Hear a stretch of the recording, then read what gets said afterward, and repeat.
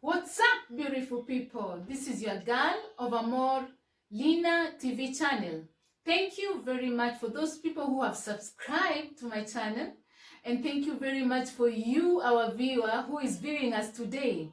And you can see in this moment, I have a very beautiful guest in the studio.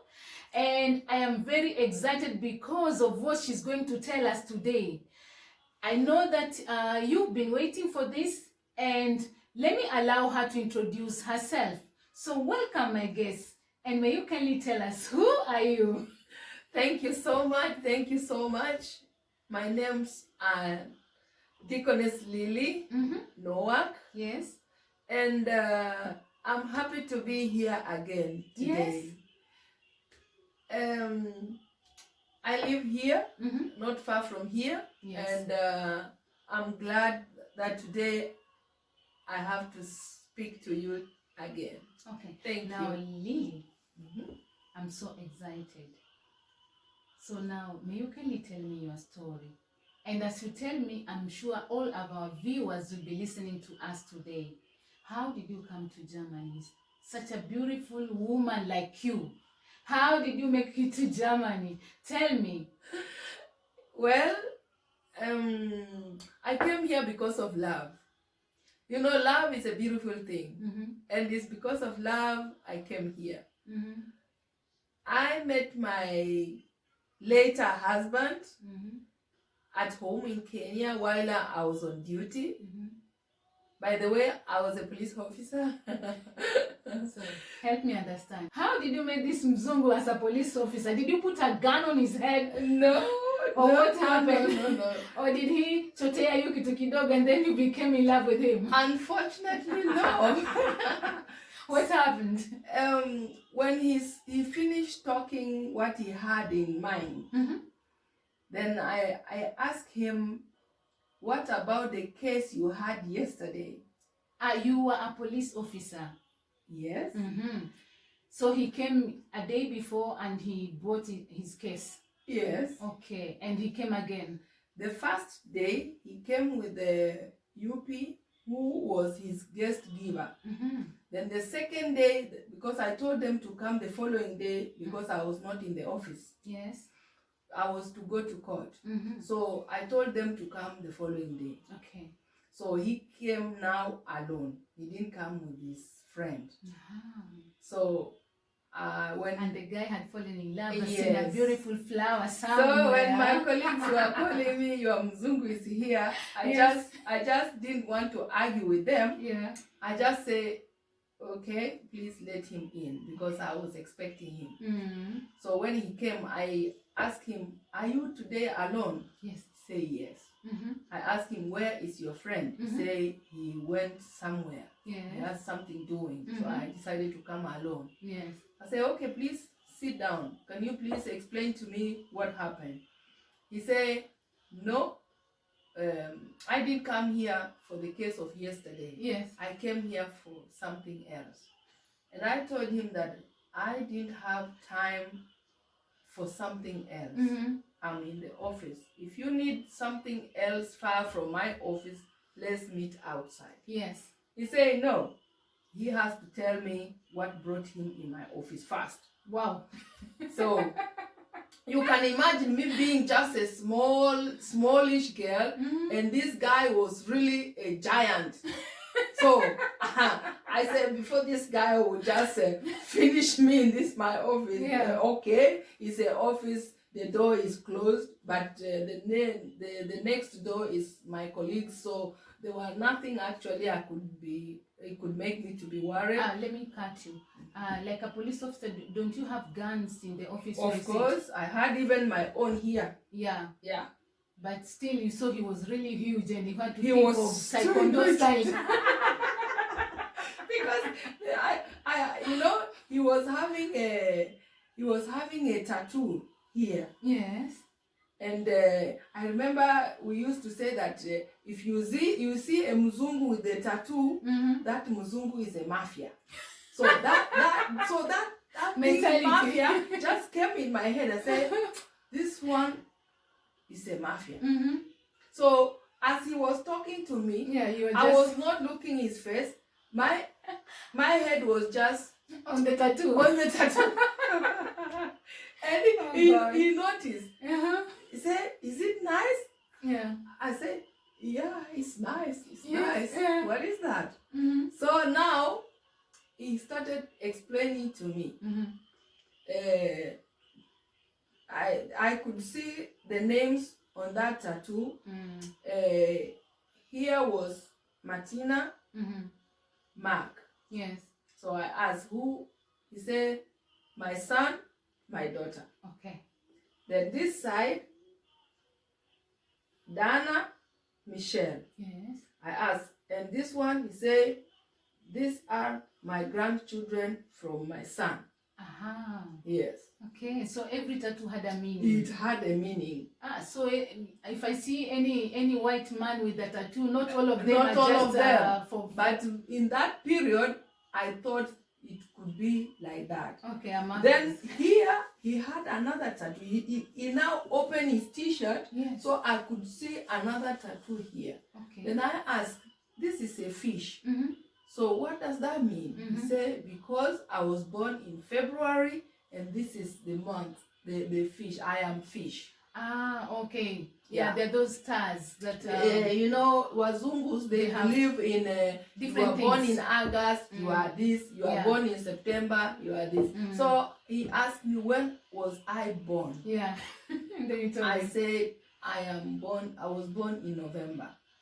Okay. Said, when in November? I said, 26th of November. He said, you are shooting. So I said, "What is shooting? I don't know what is shooting." So he started, because he used to work with his dictionary. Okay. Yeah. So he started looking, what is shooting? Yeah. So I said, I know what I am because I was born in November.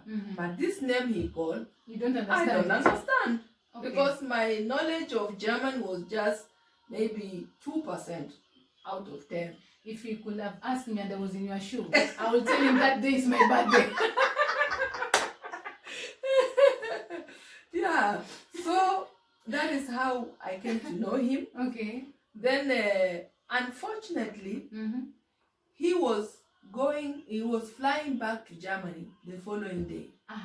Okay. So we had only one day to know each other. Did you sleep in the airport? No. He told me that I know that I don't take him serious. Oh man. But he is serious with you. With me. Okay. Then I could remember Inspector Bosire, one of my colleagues, saying, "If you leave this jackpot, this jackpot, you have, you know how cops do, they like chupa and all this. Yeah. Say, you have to buy chupa for us. At least something, because we've seen a jackpot here." So I was just laughing and saying, "Please, just you guys, just leave me alone. Spare me. Just leave me alone." So I remember he said we should meet in the evening to go for dinner. Then I told him that I don't go out with the people I don't know. Yes. And he said, "But you know me?" I said, "Yes, I see you, but I don't know you." Yeah, I know you're a police officer, so you had to be careful. Not only that, far from being an officer, I am a woman. Yes, yeah. So I have to secure my security. Yes. Because if I come to you, I'm not coming as an officer. Yes. I'm now coming just as a woman. Yeah. Not as an officer. Now I've left everything behind me. Though in my bag there is something. Always. But still. So I told him, "Okay, I will come. But please come and pick me up. I will be there, but come and pick me up." Yes. So he sent his friend UP to come and pick me up. Okay. So UP came. We went. So in that evening now, I know it beats more about him. Okay. So they started now telling me, his friends, now, because now UP and the wife, Gisela, they speak English. Yeah, so they started telling me, this man is crazy about you. He said he must take you to Germany. He want to live with you. He cannot do without you. Wow. And I was just laughing. Because I was speechless. I didn't know what to say. Maybe if I may ask you, how old were you then? I was 23 years old. Such a small girl. Yes. I came here when I've just completed 20, because after a year later, and let me go back small.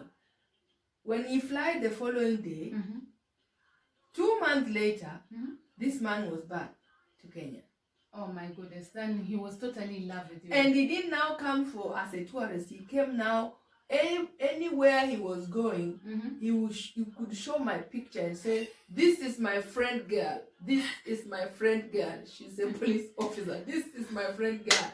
Oh my goodness. So, they had just taken me, I was in Diani shortly, then they took me to Kwale. So it's like you were in one location, they posted you to another one. So, and I remember Mr. Mwang calling me, Inspector, did you forget something? I say, I don't remember what I forgot.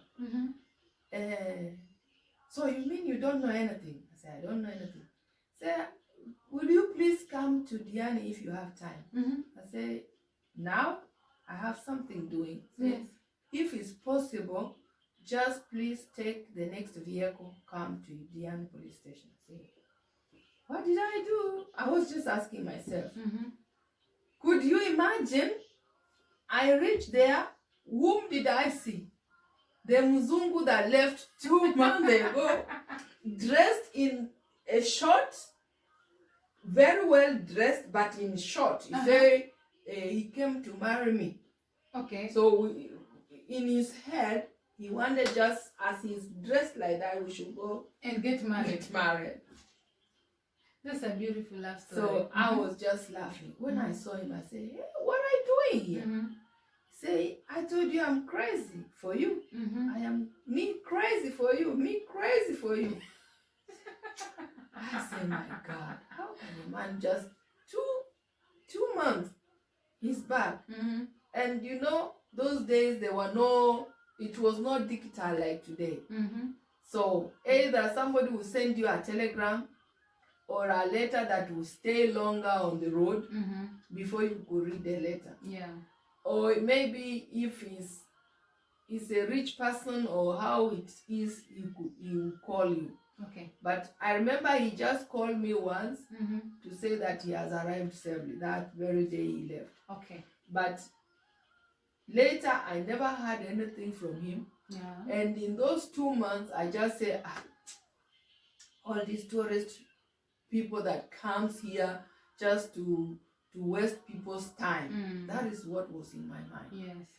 But that time now he came, my boss now gave me permission, 2 weeks free.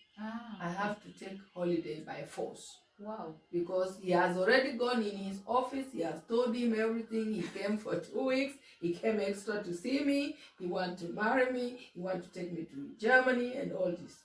Wow. So were you married in Kenya and also here in Germany, or how did it happen? No, that time we spent time now together, knowing each other. He came to see my family, just not in the village, but now the family that I was having in Mombasa, like my senior sister lives in Magongo, in North Coast. Yes. So I took him to her to know her. They had a good time. Okay. And that's where my son was also. So the two of them now get together to know each other. And the child was just small. Okay. My son that time was just 1 year old. Okay. Then he was walking. Yeah. So now the two of them, they were now friends. They love with the boy, and it was just a loving. I saw a parent in him. Okay. And that thing motivated me to get married more to come close to him. Okay. So now we started arranging, I didn't have even a passport. What am I having passport to do with? Yeah. So now I started to look for a passport. And I remember at home I have a cousin of mine. His name is Fred. He's also married to a German lady from Stuttgart. Okay. But they live in Mombasa. Okay. So now Frederick came and showed me, took me to take the passport, to get everything. And I remember now my husband to be sent money in his account, ticket, everything through his wife, who is a German like her, like him. Then around he was in Kenya in February, and in April I came. You came to Germany? Yes. He sent a letter, invitation letter. Those days there were no embassy and all this. Okay. Somebody just has to write a letter that I'm inviting this person. I am so and so. This is my address. This is my house. I'll take care of the person. Okay. So that is the letter. He sent that letter with ticket. Okay. Then it came through Kriemhild. Kriemhild is my sister-in-law, the wife to my cousin Frederick. So now I took off from Nairobi to here. But before that, 2 days before, they went and give me this yellow fever injection. Okay. In the flight, my hand was, I couldn't even eat that food in the flight, because you had a lot of pain. First time to fly. Yes. I was just asking. So I sat with one lady. So she was saying, because she has flied many times, she was saying, my sister, this is what we are eating. Oh, just eat. I said, eh? So this is what you people eat. Yeah. I am telling you, the only thing I drank in the flight was Coca-Cola. You thought that the other food you have to pay for them.